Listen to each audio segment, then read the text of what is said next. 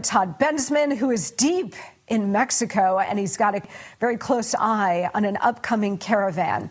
Todd, welcome. Great to see you. What can you tell us?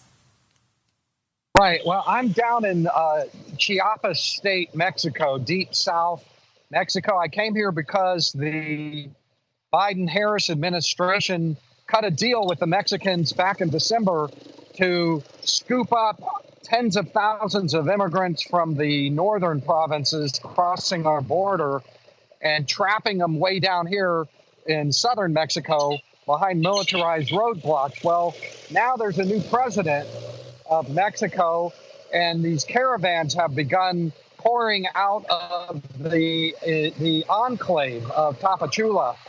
Behind me is one of about 1,000 people that have been on the road now for about a day and a half. They're probably, I'm not sure, I'm about a mile ahead of them, so they'll probably be here in a while. But what's interesting is that instead of roadblocks, the National Guard of Mexico is actually escorting them. And the police officers here at this checkpoint right here are telling me that their orders are to just leave them alone, let them go, which is something kind of new.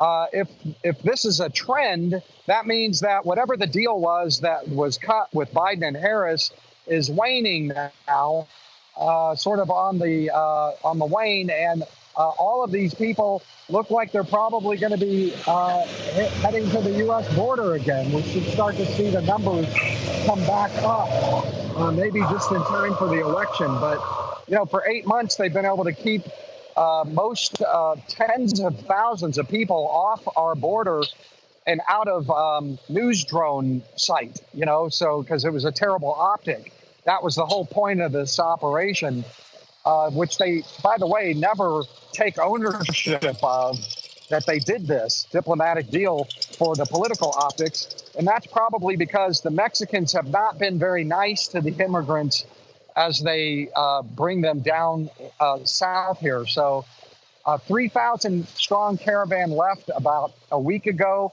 and this one behind me is about 1,000 strong. Those should be coming up behind me here in about 5 minutes. Todd, can I ask you, is there any sense on the ground there in Mexico that these caravans, as you say, they're probably going to be ginned back up, but for strictly political reasons, that the Mexican government, as well as all of these illegal aliens who want to come into the country, they realize that time might be very short, that the polls look like President Trump has the momentum, and this will end January 20th, 2021. So they only have, what, a 3 or 4 month window to get across the border free of charge, right? That's right. Stay tuned. I just got in yesterday, so I haven't had a lot of time to interview the immigrants. I will be interviewing immigrants for the next 3 or 4 days straight. But I suspect that they're probably leaving Tapachula and heading to the border now because they feel like, well, if Trump wins, they're going to close the gates up there at the U.S. Right.